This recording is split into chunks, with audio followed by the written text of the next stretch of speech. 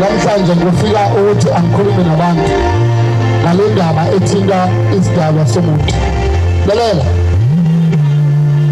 mangabe umuntu etheni usesindisiwe umukela uJesu,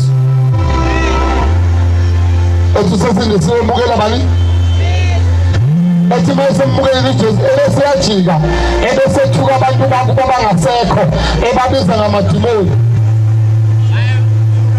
Ukhona nophila useBhayibhelini. Ubani wongena? Ukhona nophila useBhayibhelini. Akekho ngithi. Manje mama umukela ukukhala wena, wayithuka abantu bakini abangasekho babiza ngamadimoni. Uthi asazenza izinto zesintu.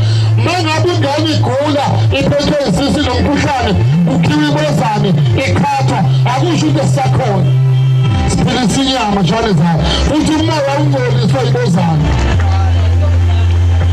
Shala uNkulunkulu izandla. Umoya mangabe umuntu azokutshela ukuthi wena yekela ukukholela abantu bakithi abangasekho, ibona abathi bangasekho baphenduke babe zingilosi. Wena wathi ingilosi lebhalwe eBhayibhelini. Why when we tell our local company useless? Why makhulu ngo-Abraham no-Isaka baseBhayibhelini ukhona kodwa makhulu ngokhokho wakho nomkhulu wakho nobabamkhulu bakho awubakhona bona. Ingilosi umuntu wakini ongasekho osephendukile waba umoya omuhle obuya ezekuwa, ayikho enye ingilosi.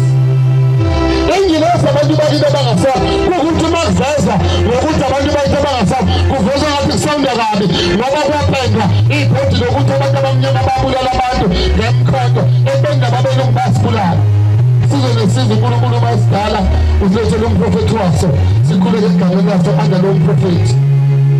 Uthi iBhayibheli isizwe selahla amasiko waso siyohlupheka siyoba isinabelo seziningi sibe umanda wokuthi thina sambe kusebenza ngelinye ilanga sithandazele ukuthi uNkulunkulu asikhumbule ney'dala zakithi bahlangane sikwazi ukuyimela sibe namabhizinisi ngathi sibe no-Shoprite bethu sibe no-Joyane bethu sibe ney'bhedlela zethu.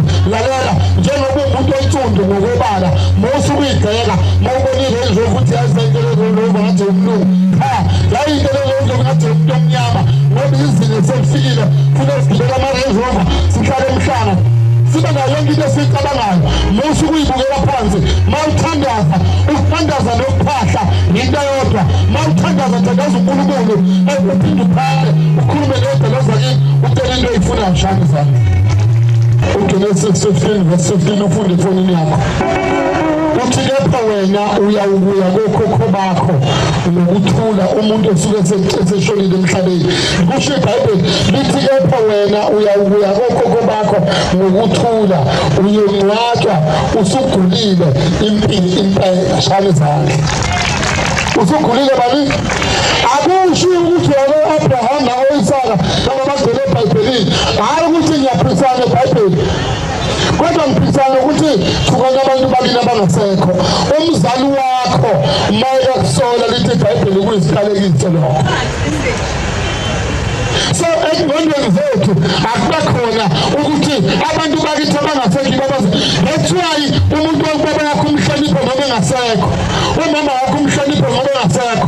Umkhulu wakho umhlonipho ngoba ufika inyama ikhathele wangena emhlabeni. Kodwa umoya uyaphila within wena uzothiwa ayikuthi nabantu abadala usibanibani utshayise ngemondo. Mina ngibona u-Antoine mina antu wayehlupha umalumekazi, ehlupha ugogo wami. Emhlupha wasibiya lapha. Emhlupha ugogo.